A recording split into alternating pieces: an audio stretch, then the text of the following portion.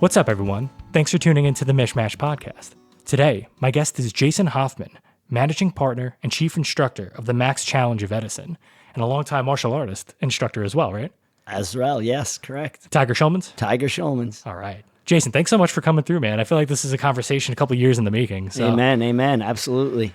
So I usually start these off with a little background information, just to kind of give people an idea of how we know each other and set that foundation for us. And I was thinking of it this morning. I think that the first season that our daughters played together on, I think it was the Broncos team, right? Flag football, right? Yeah, flag football 2017. That was Keith's team where they had the matching bows and stuff, right? Oh my gosh, yep. They were, as the kids call it, they were in the full drip. No, that's what they call it. Yeah, no, and it was great. And the funny thing was they looked adorable. And that was the comment I think they got more than anything else before the game started, was how cute they looked because they had the matching bows and the socks. And then they went out and absolutely steamrolled the entire season. I think, that was the season they lost to the Redskins in the Super Bowl, I think. But I think, did Chloe pick one up after the fact? Yeah, right? She did finally. Yeah. Sarah finally got one too, which was nice. But and I think it's cool. Like, how cool is it to think that flag football is like the norm now? You know, like at least when I was a kid, there were no girls that played football. You know, if they were, they were labeled as tomboys or whatever it was. There certainly was no league and teams for them. So. Yeah. No, it's amazing, right? I mean, aren't they playing in college? There's scholarships for flag. It's unbelievable. The league and the appreciation for it has grown. I mean, nationwide. It's incredible. Yeah, and that season, if I remember correctly, I think Keith actually reached out to the Broncos organization, and they had sent some, some they swag supplied, and stuff. some pretty cool things. Yeah, appreciation for the girls and cheering them on, which was pretty awesome. Yeah, so and that's one of the things that I love. Like, there's so many statistics about girls and sports, and Sarah, my daughter, is 11, so she's not quite at that, falling off cusp, but Chloe just turned 13, you said, right? Yep, 13. So she's right at that hovering point, really. Is she still involved with sports at all? Or? Yeah. Chloe is active in softball. She's recovering from a field hockey injury. She actually she just started playing field hockey this year at Thorne, and just in a recent game like 3 weeks ago, was going after the ball, stepped on it, and rolled her ankle pretty bad. But yeah, she loves softball. She loves field hockey and flag football. Actually, I think she is playing. She's playing again. Yeah. I think the season's coming up. So. We've pared it down from 4 AAU basketball teams down to 2, but we added a travel team. So unfortunately, flag is in the distant rear view here at this point. Yeah. But no, so that's great. And then Jake is in high school, right? So, yeah, Jake just started at RBC, freshman at RBC. Jake's baseball is his thing, travel, and he'll be playing, of course, in the spring of 2024 at RBC. But right now, finishing up actually this season, or this weekend is the playoffs. He plays with the Jersey Giants out of Keensburg. So, oh, cool. Yeah. That's awesome. And that's the thing, right? Like, we were just talking off air about how it's important to lead by example. And you guys seem like a very active family, which I guess is a perfect segue right into the topic. So what I wanted to discuss with you today was, I guess the broad stroke would just be, the nutritional fitness crisis, I guess, in the country. Statistics show, I think it's like something like 41% of adult Americans are considered obese. Yeah. I think the diabetes rate is like 11% of all adults. It's scary when you start looking at the numbers and factor in that we have almost 350 million people. That's an unbelievable number ratio. Of people. It is. It's staggering. It's and I'll tell you this. Our country doesn't make it easy. Let's say it's really easy to find processed food full of sugars, chemicals, additives, and it's and if people don't take the time. Look, I've always said information's always been out there, never more than now. We have Google's here. I mean, we have every device known to humankind that we could just in a moment find out label information or just information about a product or an ingredient in a product. But somebody's got to take the time, and they have to care enough to do it. Exactly. And I think that sometimes even the care is there, but I think for me, I can kind of speak from experience, I guess, from being on both sides of this, but I think there needs to be a catalyst in some ways, right? And I have a couple of watershed moments for me in terms of nutrition and not so much the fitness side. Fitness, I've always been into working out, going back to the high school days or whatever. And I don't know that fitness is necessarily the bigger issue for people. I think it's that excess of access that we have to just crap. Like you said, processed food is everywhere. It's easy. It's cheap.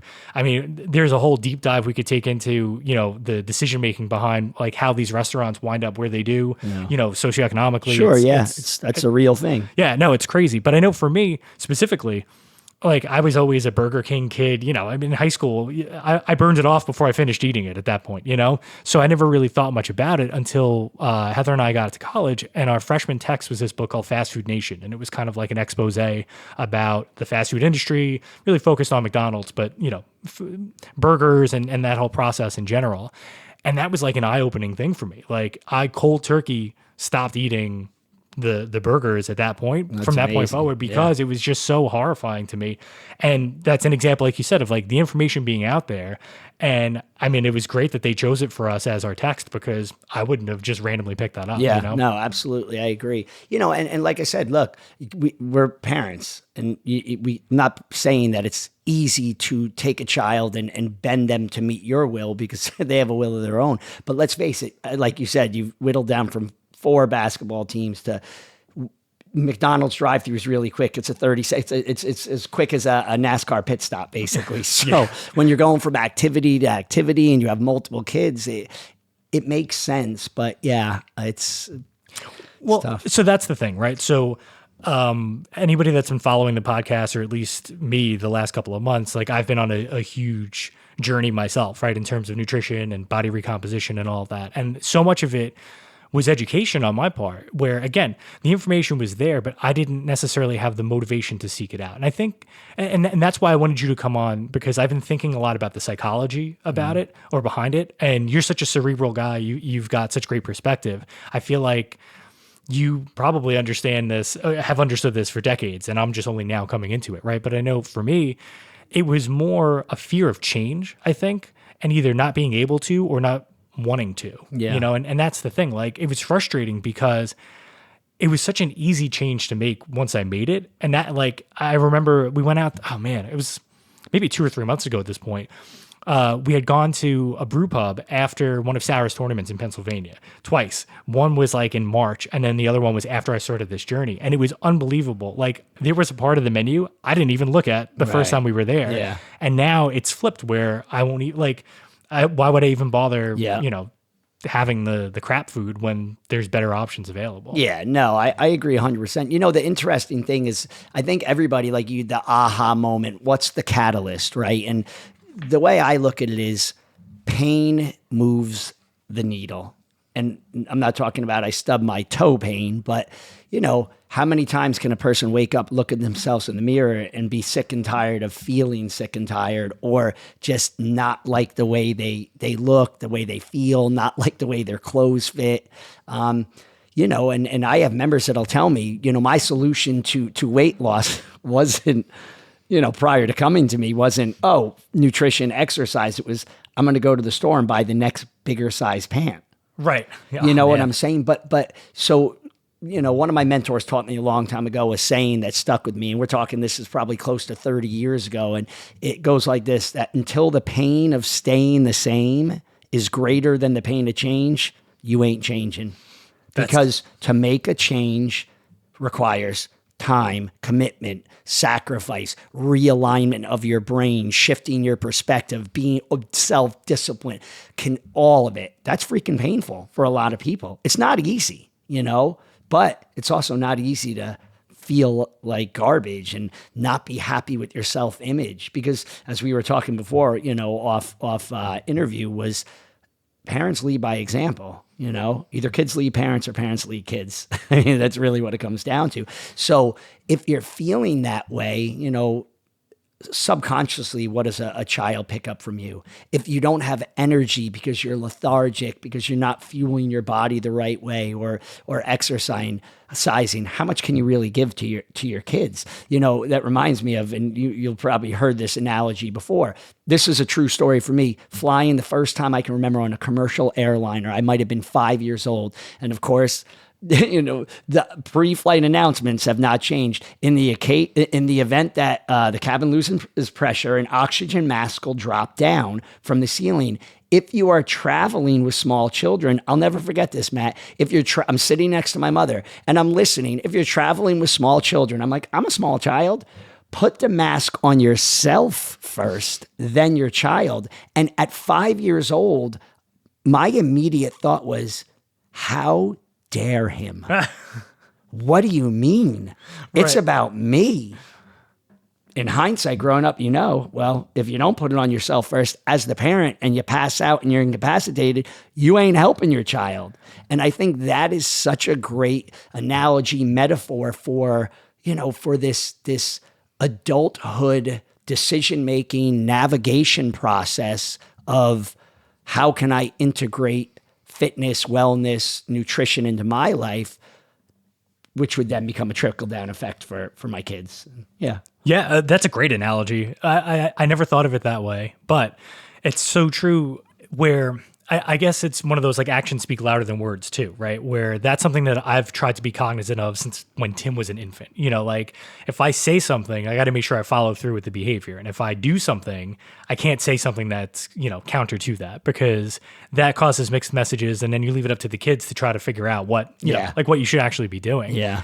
And, again, the psychology of it, I think, is really where everything starts to kind of come off the rails. Now, I don't know what the statistics were for obesity back in the 90s or the 2000s, but I can only imagine that it's gotten worse, and it's a steeper curve, if that, since then, in part because of lifestyle in general, right? So that excess of access is one part of it, but then it's also the access of ease, right? So people have become so enamored with convenience that I think it, on a subconscious level, just kind of dictates what they do. They gravitate towards the easy, right? Uber Eats. Yeah. I mean, come on. Right. But I don't know if this got recorded, but when you were saying about like the kids, right, in terms of what's accessible at home, right? Yeah. You might run into that again? I'll definitely run into that. Yeah. So, the issue, I think, starts with people who are inherently. So you mentioned how, like, you wake up, you don't like how you look, you don't like how you feel, how your clothes fit, right? And so the easy solution is, right, people are like, what are we, like 60% water, right? So what does water do? It finds the easiest path. And so people will buy clothes one size up rather than go through the hassle in their minds of changing it.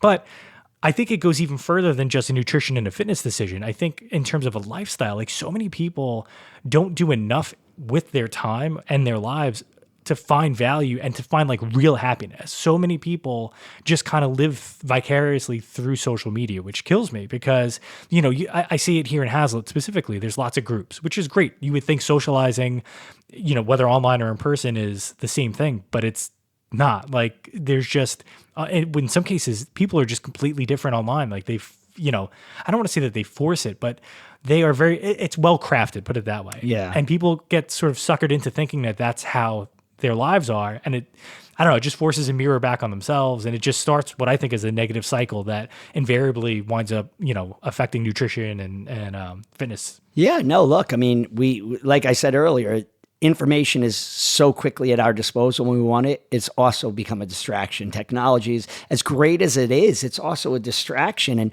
like you hear people go, yeah, I went to check my, messenger on Facebook and 2 hours later, I'm still scrolling. And yeah, that 2 hours could have been spent, a little more constructively. And that's not a judgment because I get sucked into that vortex sometimes too. But you're right. I think so much of making these changes is, and it's not easy.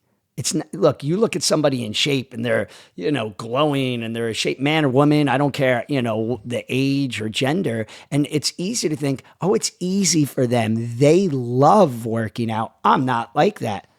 I'll tell you 95% of the people that you see that look great, I hate working out. I've been working out since I was 12 years old, started lifting weights down in the basement. I'll be 53 in a couple weeks.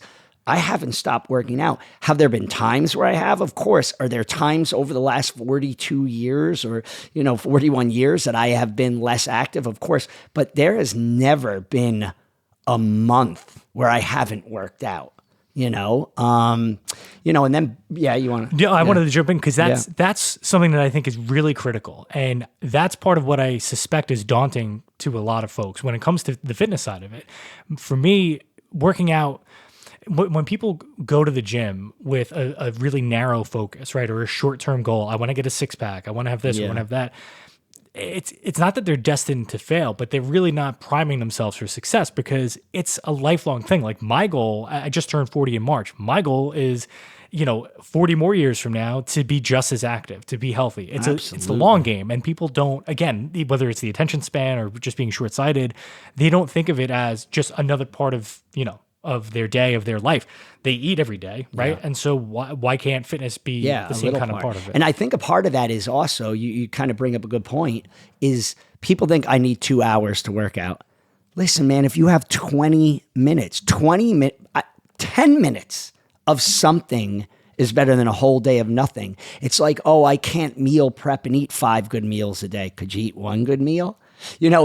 I'm a big, analogy person. It's like saying, oh, I walked outside and I had 1 flat tire. Let me let the air out of the other 3. Right. No, you fixed the 1 tire. So it's like, oh, well, if I can't meal prep so I can eat 3 good meals a day, well, could you do 1? Like, start somewhere. It doesn't have to be this huge pendulum swing. It doesn't have to be 2 hours in the gym. It doesn't have to be all or nothing. Start with little steps, like baby steps. You don't have to go from 0 to a hero, 0 to 1,000 miles an hour. And you're 100% right. It is daunting. It's like, how do I become that person? Little steps, one day at a time, And I think to tie it back to the earlier point about information, making informed decisions about those steps, right? So meal prep was something I had never heard of, right? When the nutrition coach that I worked with first mentioned it, I'm like, oh, cooking. Like, no, it's not cooking. It's not the same thing. It's it's being thoughtful about what you're eating. It's also, positioning yourself so that time isn't an excuse, right? And it's been amazing for me. Like when I started out, I guess probably since I got off baby food, was a cereal for breakfast every day guy. And there's nothing inherently wrong with cereal. Right. But once I started to look more critically at the nutritional aspect of it in terms of what I was doing, now, at first I was like, oh God, like this is going to be so hard having to make this stuff every day. Once I started meal prepping, on Sunday, I have my breakfast set for the week. Like it's done. And I enjoy cooking. I bring the kids into the kitchen. They either help out, they keep me company. We got music blasting. It's not a negative. No. It's, Yeah, you framed it into a family thing. It is. And it's funny you bring that up because I was never a person that didn't like cooking, but I love to cook now. Like, I'll be like, no, Ange, my wife, no, I got it. I'll make dinner. And you want to know the funniest thing? You know where I learned to cook? TikTok. Really? Well, because TikTok has those 1 minute, you see the end product and they list the ingredients. And I was like, I literally have a folder in my phone of probably 500 TikTok things. I have it in categories: meat, chicken, eggs, breakfast, snack, like, oh, that's awesome. And I love it, but I really do. I do the same thing. I'll turn on some music or turn on the TV, and I love meal prepping. I love cooking. And there is this sense of, I think a lot of people think I don't have the control. Well, who has the control? What do you mean you don't have the control? And when you start cooking and prepping for yourself, you could choose, do I use, canola oil, which is garbage, or can I use avocado oil or coconut oil or ghee or, grass-fed? But so you start to realize, man, I could eat, that's another thing, not to digress, but, eating healthy tastes like cardboard. Really? Not at all. So you start to realize, wow, I can make compliant, healthy meals, taste good. I can control the ingredient list. That's power. And I think once you get a, no pun intended, taste of that, you start to take back your control and feel like, this is amazing. Just so we don't forget, earlier, before we came on air, we were talking about kids, eating healthy. How do you do that? And I've always told parents, whatever's accessible and available, like especially a kid comes home from school, it's a long day for them. They're starving. If cookies are the first thing they see, if cookies are in the cookie jar, or they open up the pantry and they're eye level and that's what's easy, they're going to grab whatever's easy. And let's face it, of course, without going down the rabbit hole, the addictive nature of sugar. But if it's hard for them to find that, and fruits and veggies are cut up and in the refrigerator, and that's what they see when they look, they'll also grab that too, A kid doesn't, set out to become unhealthy or to, because let's face it, we know unfortunately, the bullying that, boys and girls who are overweight face. It's brutal in elementary school and junior high. And, gosh, I mean, even high school, it really breaks my heart. So the point is they don't set out to be the target of harassment, but I mean, you got to you got to create the environment that's conducive to them, making better choices is really what it's about. Yeah. And that's unbelievably good advice. And I think communication is sort of at the heart of it, right? And so one of those other watershed moments for me when it comes to nutrition was I went to school in the city for college. I worked in the city for almost 15 years.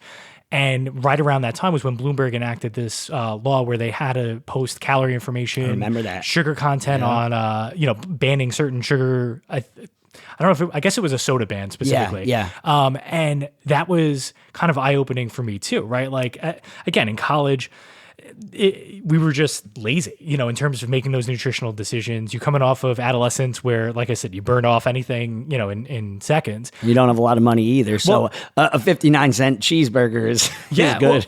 Or even like, when we would go out together as a group, right? We would go to Applebee's, let's say. And before that, information, sort of coup happened, man, like we'd have the appetizer, right? So there's the mozzarella sticks or the potato skins or whatever it is. The wings. Yeah. The wings. Everything. Then you're having a burger and fries with probably 2 sodas because the salt content of the crap that you washed down, you had to wash it down with that first soda, and then dessert, right?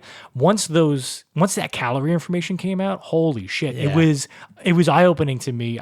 You always know it's bad, but when it's put in your face or putting into context, I think that's important. And that's to tie it back to what I was saying. I think it's important for parents to communicate with their kids more about like the purpose of what they're eating, right? Like there's a reason that you don't want candy because of the processed sugar. This is, you want to talk rabbit holes. I typically don't like the idea of dieting, fad diet specifically, because I feel like by its nature, it's inherently short-term, right? Like it's not a meaningful, long-lasting change that you're going to make. Right. It's unnecessary largely, right? Like you're cutting out things that your body largely needs. Like for me, the added sugars or processed sugars is the number one thing that you don't ever really, you shouldn't be putting in there. And then obviously certain like, fats, trans fats and stuff like that. But beyond that, it's not that long of a list of things that don't, help your body. Even, all the polyunsaturated fats, monounsaturated fats. People hear fat and they think bad, but right. It's same thing with carbs, right? But there's complex carbohydrates. Like I'm on a huge purple sweet potato kick lately. Awesome. Love those. It's funny. Friends turned me on to this documentary called The Blue Zone. I watched it actually. It's really cool. I checked it out. Right. And I'm not obsessed with, I felt like there was sort of like a bend towards like wanting to live forever kind of deal, which is not me. Like whatever time I got. But these changes that I'm making now, it's more about maximizing the quality of that time and prolonging it for as long as possible. And I think that was the big takeaway that I had. It wasn't just that these people, the premise of it is like a disproportionately high context of with centenarians, right? So it was people over 100 or really just older, long living in general.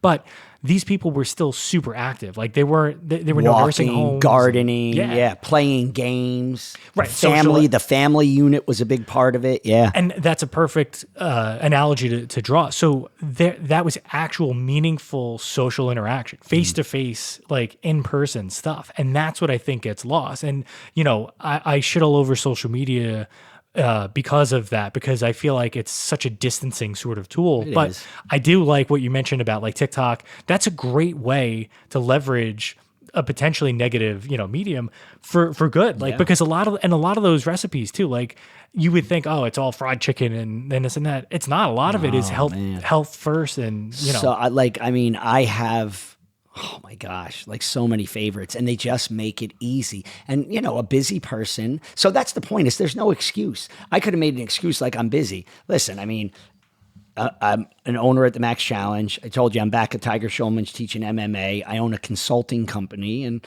2 busy kids. It's like I could say, oh man, I don't have the time.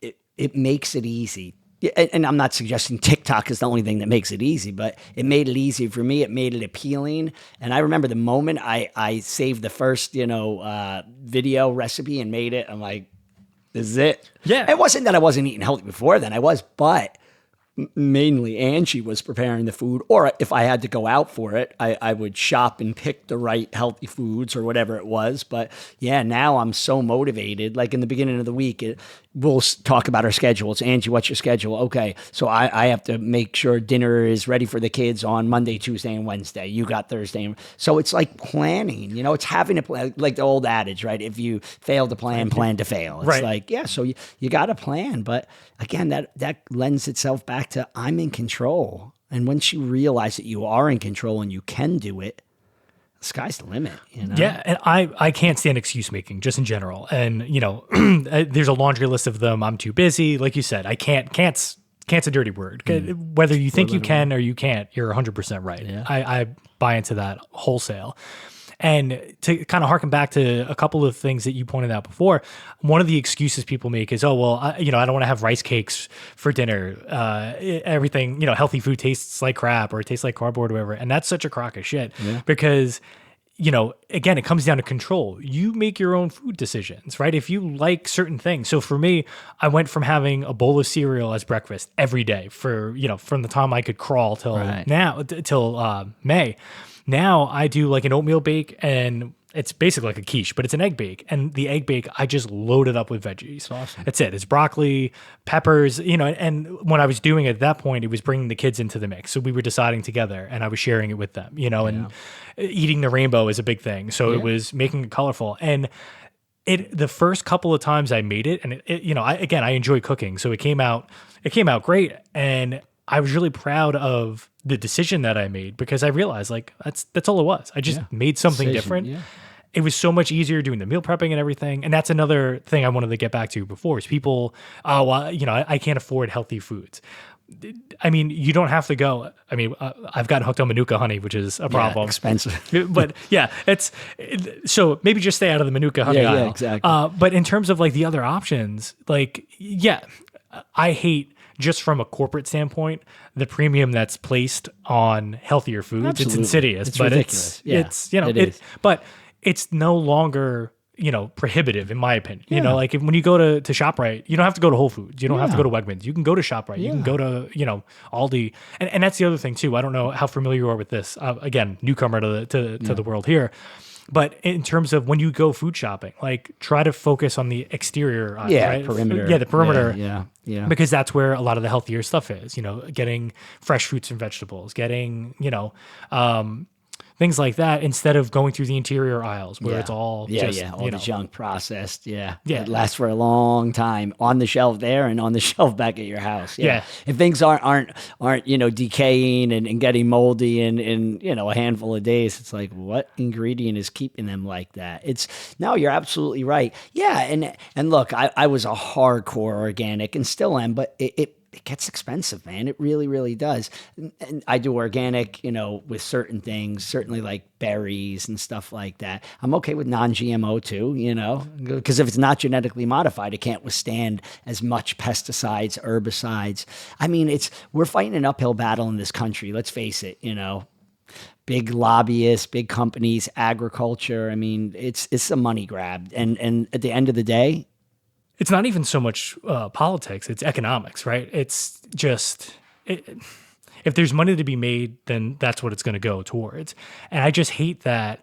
I mean, the food chain is kind of a problem too, right? And so the distances involved with getting, fresh fruits and certain things, like it's crazy to think like these bananas came from Chile. Like, it's wild to see, that and how it actually works out. It's actually pretty fascinating to me in terms of like timing it out. Like, when you get these bananas and like they're timed to be ripe at a certain time for a certain amount of time. Absolutely.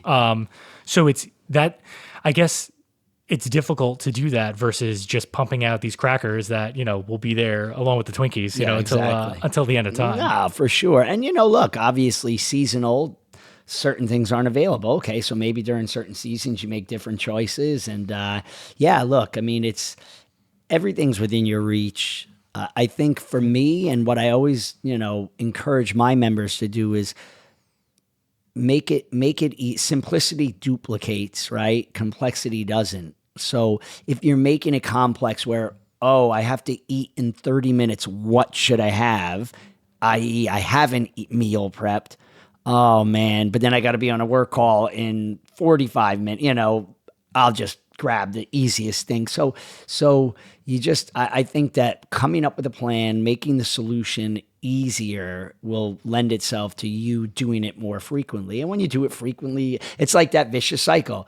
If it's easy, I'll do it more regularly. If I do it more regularly, I get results. If I get results, I'll want to do it more regularly. No, it's not rocket science, man. And in terms of like the self-rewarding aspect of this, right? Like I think the problem is in our country, food has been associated with rewards, right? Like look at Happy Meals. Happy Meals make kids happy, right? Yeah. And I think that, I know for me, like I remember doing the 5-borough bike tour and making it back to the house when we lived on Staten Island, and I soloed this gigantic like strong ale from the brewery that was like, oh my God, like 16%, like because that was my reward, right? I did it. Yeah. And now the reward that I had, and I mean, I use the term loosely because I don't look at it that way, but the same enjoyment that I used to get out of having that, post-workout beer or whatever it happened to be, now it's my protein shake, right? Now it's something that is also furthering the goals instead of, cutting it back. And that's the problem that I think a lot of people have when they work out on their own, unassisted, is they just kind of like lose their way a little bit, and yeah, like again, there's nothing wrong if you like ice cream, you can have ice cream once in a while. Maybe don't have it every day. Yeah, absolutely. So, it's just this misnomer of like, I can't have this anymore. No, it's just about common sense. Like you said, simplifying, and I'm an 80-20 guy. 80% of the time, I am on point. 20% of the time, I could care less. And the irony is my 20% is better than 99% of the population. You know what I'm saying? Absolutely. So it's like I had this conversation the other day with one of my members. Oh, God, I went on vacation for 2 weeks. It killed me. I gained so much weight. And I laughed. I said, you think it's the 2 weeks a year that you go away on vacation that hurts you? It's the other 50. Right. What are you doing the other? Because I'll tell you what. When I go on vacation, I eat everything I look at and I drink everything I can get my hands on. And I'll come back not a pound heavier. Sometimes I come back later. It's like, because it's just not the 2 weeks a year. Well, so can we speak specifically to what you do with the Max? And because people may not know. Good. No, cool. Yeah, we can speak about that. I thought you were going to roll into the holidays because I want to get to the holidays coming up. Halloween, yeah. So, but yeah, no, at the Max, look, basically the Max is a program that, I could paint it 1,000 different ways.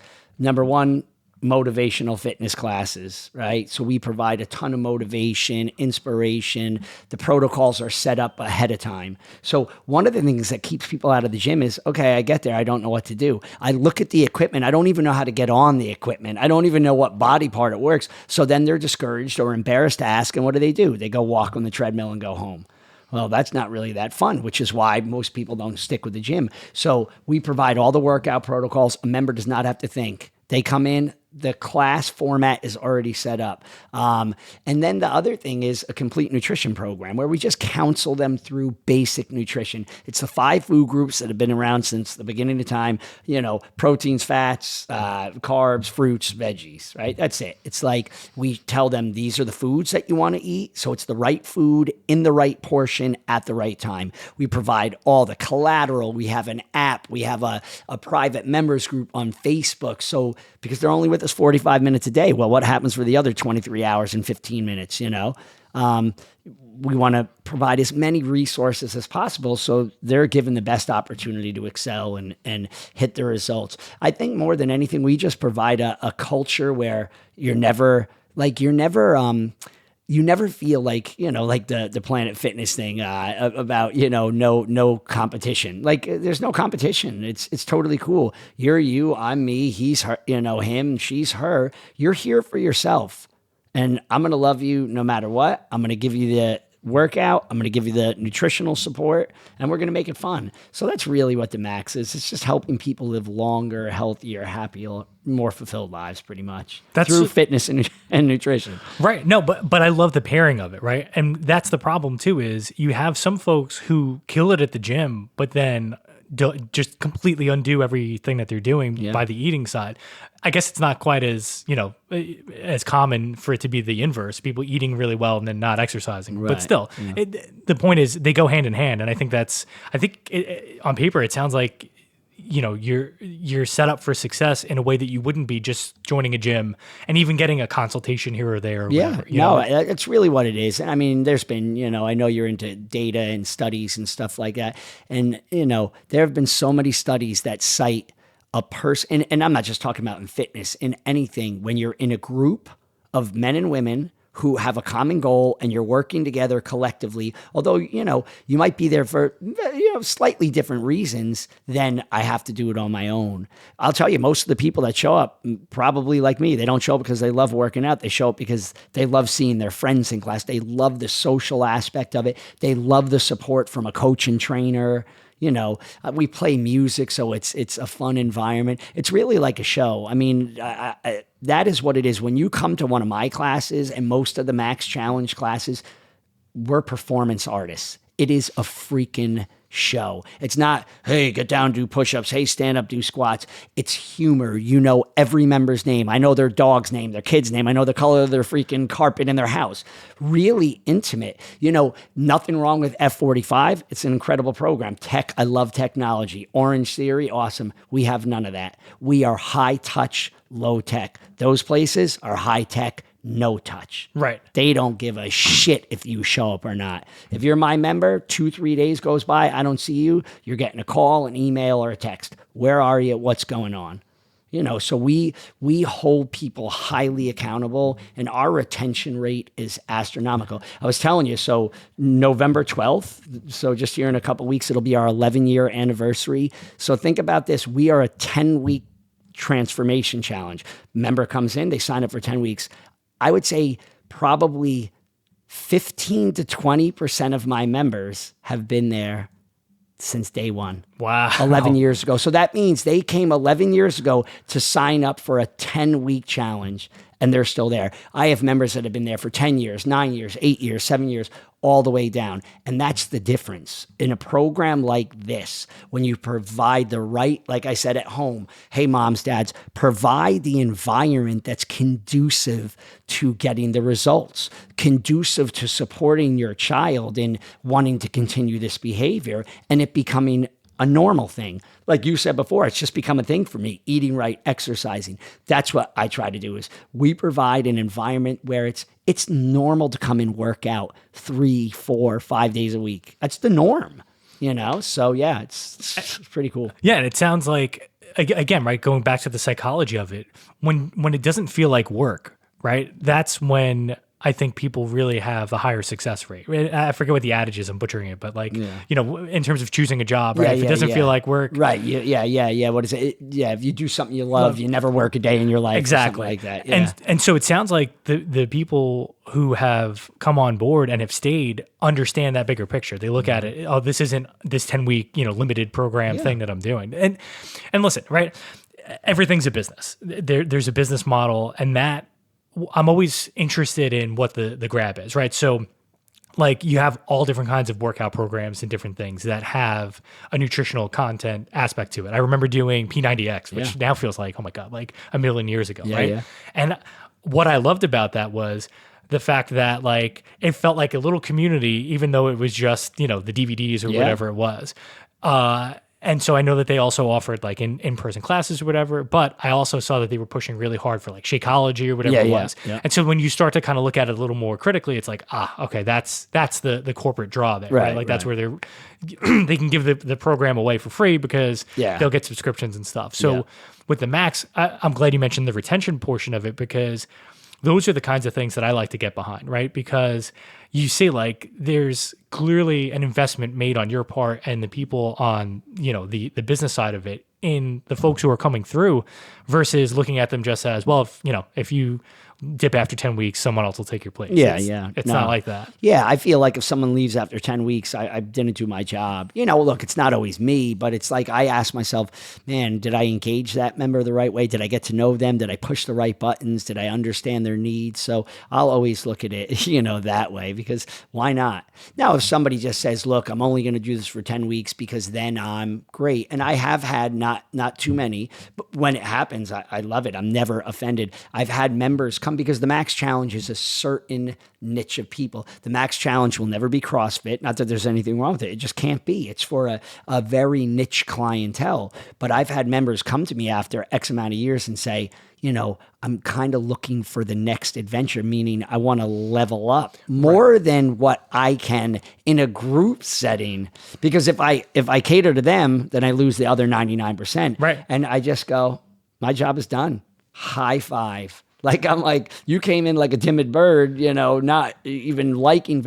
This is one of the biggest compliments I get, and I get it often. I used to be a person who hated working out. Now I'm a person who hates to miss a workout. And I'm like, all right, I got to be doing something right, And of course, I tell them all, because they give me too much credit. I think, oh, you changed my life. I said, did I show up at your driveway at 4:30 this morning and honk the horn and throw it? No, you got here. Yeah, when you're here, I'm here, and I'm going to give you some high-level training, but you got to take some credit, man. You did it. I didn't get in your body and move your arms around when you were here on the mat. You did that. I didn't go home and meal prep for you and kick for you. You did that. So, own that and be proud of it. And, yeah, I think, and that's really a goal of the MAX too, is how do we create a ripple effect, as we were not only just in our families, in the community. Hey, maybe if I can inspire somebody who comes over and sees me meal prepping, whether they're a part of the MAX or not, they go, what are you doing? I'm meal prepping. Now you have no idea what that person's going home. Hey, honey, maybe we should meal.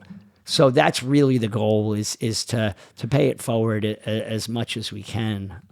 But yeah, I love it. It's what I've done for, 35, 36 years of my adult life is in this industry. And I can never really see myself anywhere outside of coaching people. And I think one of the biggest things for me in a selfish way is it keeps me accountable. If I'm going to tell you to be in shape and eat well, I'm going to be in shape and eat well. And I'll never ask you to do something that I haven't done 10,000 times more than you have, right? And that goes back to martial arts training. I'm going to show you a kick, and it's a kick I've done, 500,000 times.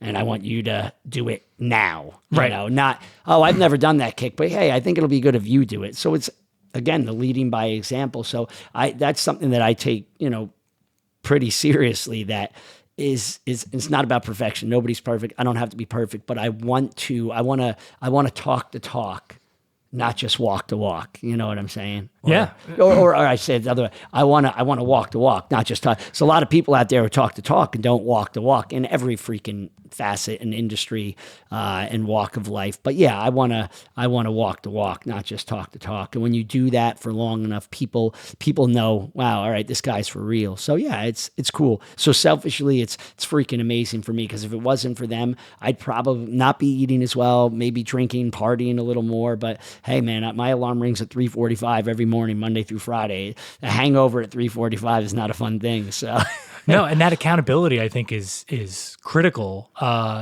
And it's the same for me, right? So that's the change that I've noticed too, is when I was not working out, it was just something that I didn't think about.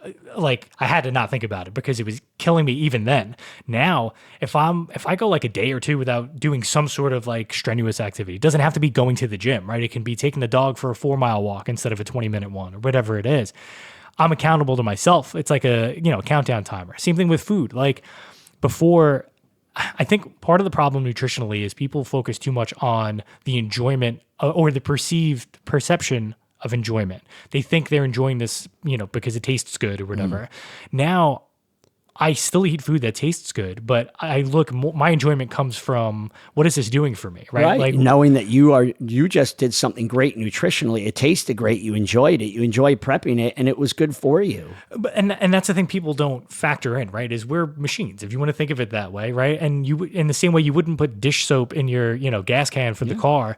Like, if you put crap in, you're going to have crappy results. No, it's true. And perfect segue, right, to the thrust of this was, this time of year specifically, October to January, I feel is brutal for a lot of people. And a lot of it is self-inflicted wounds, but to give people some leeway and some, semblance of a pass on it, like, I think the environment that we live in, we're constantly bombarded with advertising for, shitty food decisions. I mean, I watch SportsCenter every morning. I can't tell you how many Papa John's commercials I've seen at 7:15 in the morning. Athletes endorsing things. It's all the Subway stuff. Oh, forget it. Soda, now your kid's like, oh, I love that athlete. Let me, it's tough, man. It really is. Yeah. And I think that there's just, I don't know. I feel like October to New Year's is a snowball. You talked about a ripple effect. This is, the cannonball coming in that starts that rippling. And I think that it starts with Halloween. And again, I'm not trying to scapegoat any specific holidays or whatever. I'm just thinking in terms of people priming themselves for excess and making bad decisions. So it starts with Halloween where, now, I mean, I remember as a kid, nobody had full-size candy bars, they were all fun size. You come home, with one bucket and that's that. Yeah. Now pillowcases. Yeah. Now, oh my God, forget about it. It's insane. And then people are going and plowing through 10, 15, 20 pieces of candy, which then sets the stage, I think, for Thanksgiving, which is obviously, that's become, sort of the glutton's Super Bowl. If you want to think of it that way. And again, I'm not against eating a lot. It's more, and this is what I wanted to talk to you about, was framing your plate and maybe looking at it from a different perspective where, I'll get to that in a second. And then you have Christmas, whatever other holidays are in December. New Year's. New Year's. It puts people just on this streak of bad decisions that ultimately lead them to whatever gym I happen to find myself in January. Yeah, where they're making these resolutions to make these changes. But again, it's short-sighted and short-term. They're looking at, oh, I put on 15 pounds. I want to lose 15 pounds. They're not addressing the underlying behaviors, the decision-making, all that stuff. Yeah. So throw it over to you. No, 1,000%. So I want to say the most recent statistic I heard was the average American between Halloween and New Year's gains 12 pounds. 12 pounds. Oh my God. That's insane. And it's 12 pounds of fat. We're not talking 12 pounds of muscle, not just, So you're talking about over just a few months, So, yeah, I mean, I think that there's a couple things that are working against people. We've grown up in a society, in a culture where it's the norm. Halloween, trick or treat, Halloween candy since we were kids. Like you said, since you were a kid, you were eating cereal. Like, okay, why change now, And of course, adults, now we pick our kids' Halloween candy. And that Halloween candy's around for a long time, which is the problem. From early on, we have the kids pick out a pile, and I'm not talking about anything big, of their favorites, and we give the rest away to the troops or to or something. Get it out of the house, number one, right? And then you come to Thanksgiving. Of course, Thanksgiving is one of my favorite, if not my favorite holidays. I love Thanksgiving. And look, what's at Thanksgiving? There's a lot of good stuff. You got protein, turkey, even fried turkey. But I haven't had that too often, but it's pretty good, no doubt about it. But turkey's a great protein. But once you start putting all the mashed potatoes, gravy on, and look, I'm not suggesting a little bit, have a little. I think the problem is a lot of people can't control themselves. They have a little bit, and then they have more and more. Look, I've been fortunate. I've always been able, for the most part, to control myself. Same thing with a beer. I can have a beer or two and be done, as opposed to some of my friends who will literally go through a 24-pack of Coors Light in like 6 hours. Yeah, most of it's water, but I'm like, man, I just you used the word earlier, end game. I know my end game, and I know what I want to feel like in the morning. I also know what I don't want to feel like. I know what I want to look like a day from now, a week from now, a month from now, a year from now. So it's like my behavior is kind of governed by keeping that top of mind. So Thanksgiving, it's just like you said, hey man, what do I do? What are my choices? Well, okay, so you can have a little bit of the, perceived bad stuff, but have more of the good stuff. The green bean casserole is, or the smartest thing to do any time of the year, you go to a party, you make a healthy dish and bring it. Right. Yeah. You bring what you want. And I could tell you stories that would make you laugh. When the kids were young, started going to St. Mary's, right? That's when you start meeting their friends' parents. We would go to barbecues, and I shit you not, I would bring my own organic meat. I would bring my own organic condiments. My wife was like, "Oh, you're embarrassing." I'd be like, "I don't care. I'm not leaving my food choices up to somebody else. But here's the cool thing. You talk about a ripple effect. It started out shortly after that. All right, Jay, here's the organic stuff. They would literally be, considerate and conscientious of me. And then it started going where they would shop more organic, just more healthy. And I'm like, wow, that's first of all, really cool. You don't have to do that. Now, the last story I'll share with you, because it was a true story, funny. Angie's sister was getting married. So my sister-in-law, I was literally prepping food to bring to the wedding. Angie was like, that shit stops here. I was like, all right, for tonight, dude, but that's how hardcore I was,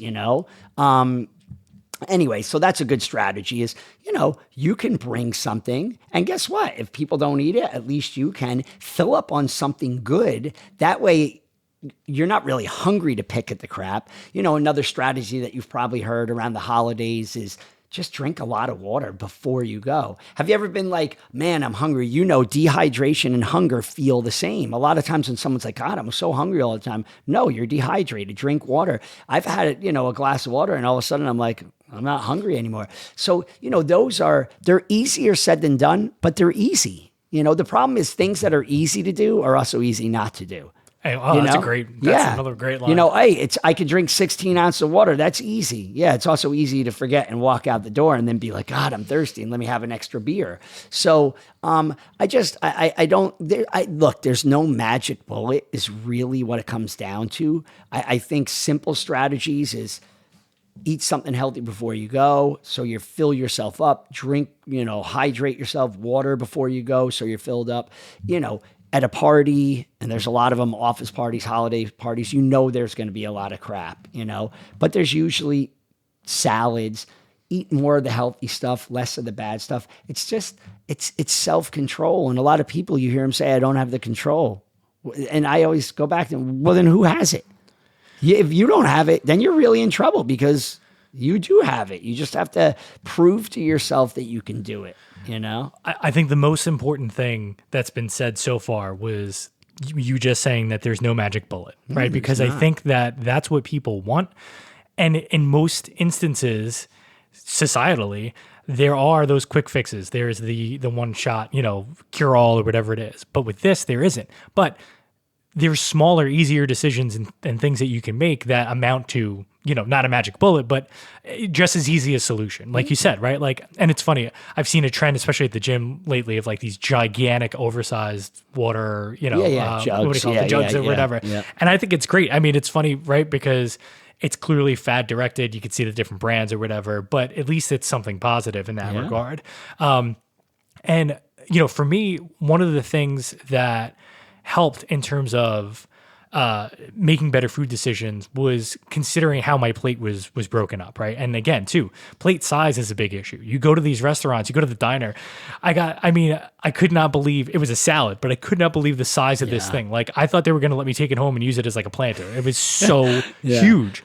And so, being aware of that, especially if you're going out. And I try to stay off the soapbox as much as possible. But in terms of that self-control aspect, dude, that's the thing that pisses me off more than anything else, right? I decided years ago, maybe 10 years ago at this point, I wasn't going to drink when I went out. I'm not a social drinker. If you and I go out to have beers, that's great. Right. But if we're at somebody's party and they have Bud Light and Coors on tap, I'm not going to drink it. I don't care.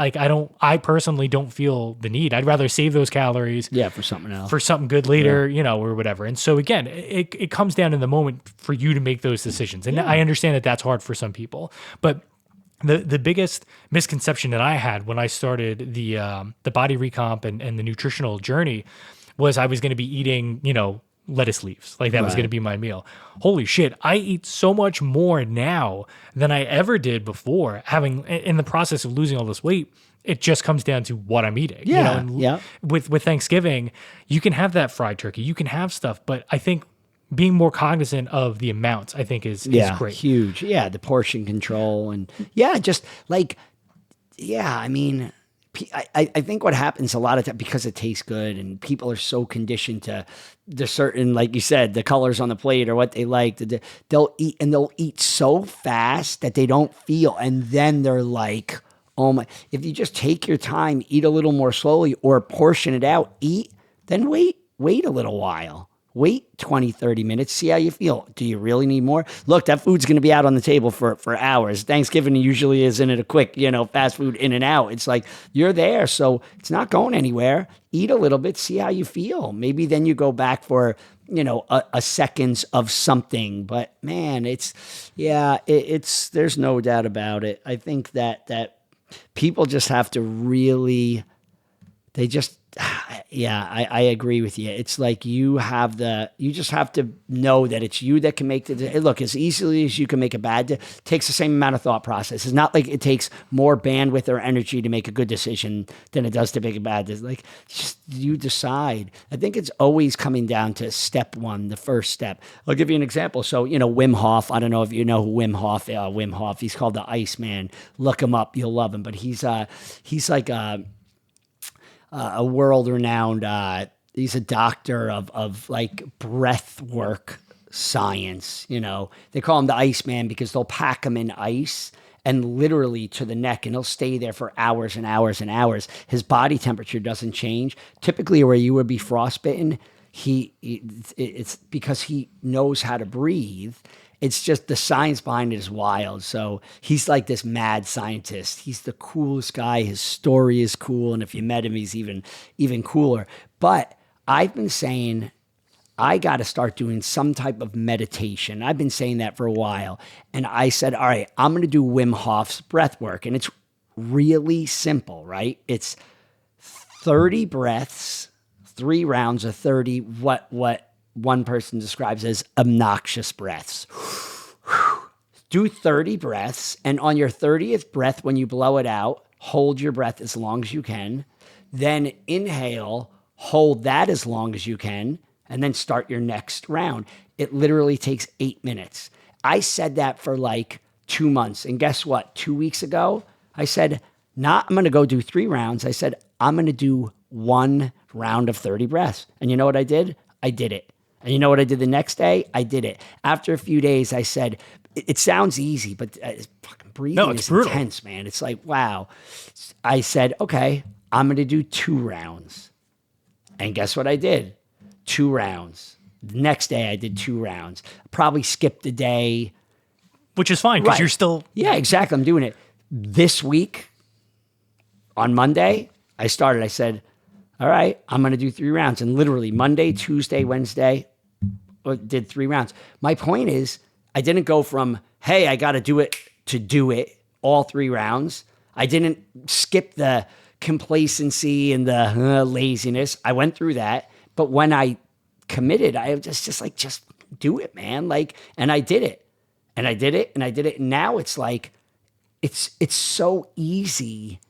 I'm like, you're a jackass if you don't do, like, it's so stupid. And there's a guy, his name is Gary Brecka. And for anybody listening, I would recommend wholeheartedly Gary, Brecka. Gary Brecka is a part of 10X Health Systems. He's a human biologist and regarded as like the top in the world. He's my guru. He's absolutely brilliant. I am 100% buy into everything he says because it makes perfect sense. But Gary says it'll add 7 years to your life.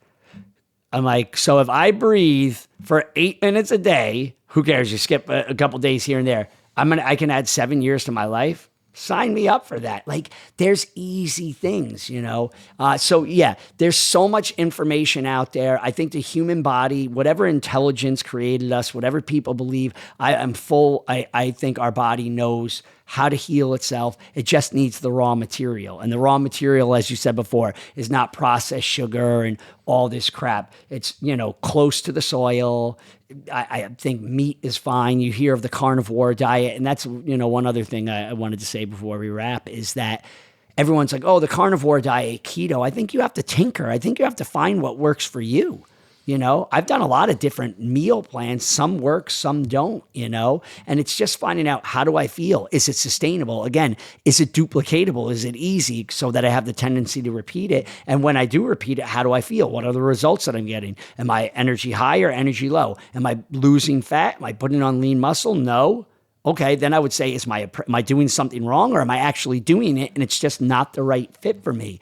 But I think people have to find what works for them is also is really important. Just finding, hey, just keeping it real. But I think the body can heal itself when it's given the right resources and the right, the right building blocks, man. I think we're miraculous beings. I believe in, not that I'm not against modern medicine or Western medicine, but I believe that most of us need that because we don't do the obvious. It's like, hey, type 2 diabetes, you want to know what the cure is? Exercise and diet. That's it. Not the drugs that are trying to, well, right. Exactly. That's what I was getting at in terms of like that quick fix magic bullet thing, right? Like I didn't know Ozempic, I think is what it's called. Yeah, was Ozempic, thing. Like, yeah. I just found that out recently that like people were taking it as like, weight loss. a weight loss thing. Yeah. And again, and you used your flat tire analogy before, right? So to sort of modify that a little bit, I think of that circumstance as having, a screw in your tire. So you have a slow leak, right? Well, you can either continue to drive it and then just fill it up every time it gets to a certain point, which is what I think the dieting is, or Ozempic or whatever. Like you're not addressing the issue, you're just treating the symptoms. Yeah. And, you want to get that screw out of there, get it plugged, and you can be on your way. The breathing thing, I think it's something that, for me at least, is also tied to like mindfulness, right? So that was something that I thought was interesting that my nutrition coach brought up was when we would do our check-ins, she would be like, how have your meals been? And at first I was looking at it from a planning perspective, but she meant actually like eating. Like, was I present in the moment? Was I eating quickly? Was I enjoying it, slowing down to take the time? Yeah. And I feel like to sum it up, basically it comes down to two things that I think, and you can correct me if I'm wrong on this, but I think that two things that people could do right away that will help them, whether it's with nutrition, fitness, or just life in general, make incremental changes. You don't have to go. Like in terms of Thanksgiving, if you want to have the turkey and the mashed potatoes and whatever else, go for it. But if you want to make a change, maybe cut one thing out, just Absolutely. one, or cut back on one thing. Like I stopped. I know some people, and the other part was, so make an incremental change or make incremental changes and check in with yourself, like do some self analytical work and see like, how do I feel? Do I feel better or worse? Is this helping or hurting? And, some people thrive in a situation where they're counting calories, right? And that's great. If that works for you, go for it. You want to portion your food out in advance, go for it. But, a simple solution you could make at Thanksgiving time is just get like the mixing spoons or whatever, get the half cup, right. And have a half cup of the bad stuff or 3/4 of a cup of the good stuff, whatever. Just give yourself a way to be accountable to yourself, be aware of what you're doing, and just try to make one positive change, because it'll build on itself. Yeah, no, I couldn't agree more. That's why when I started with the breathing, I know myself. I'm like, probably not going to do 3 rounds, but one's a great start. Just like, I don't have an hour and a half to go to the gym. How about 15 minutes? That's better than skipping. So I couldn't agree more. Incrementally, slowly, making those changes that's the name of the game. And then, 1 becomes 2, 2 becomes 3, 3 becomes 4, So yeah, no, I wholeheartedly agree with that. Yeah, I do. Yeah. Well, Jay, I really appreciate you coming through, man. Yeah. I think there was some good information here for people. It's a challenge. I know it's something that I get frustrated with, that it's a challenge, like a first world problem, right? Yeah. Like eating better, but it's the environment we're in. And, if it was easy, we wouldn't have those statistics that we referenced before. No, it's true. But it's true. I appreciate you sort of being out at the forefront of fighting the good fight here. I've always been a fan of yours and your perspective and stuff, and I can only imagine how many lives you've touched through that ripple effect, right? In terms of the direct impact through the Max, and then just socially at barbecues, bringing your own food, all those little things, it adds up. And I try to perpetuate that. I like to give the shine to people who do those kinds of things. I appreciate it. Thank you, man. I appreciate you coming through. This was a lot of fun, anytime, man. Brother. My pleasure, man. Really, this truly. is great. All right, and thank you to everybody listening, wherever and whenever you are.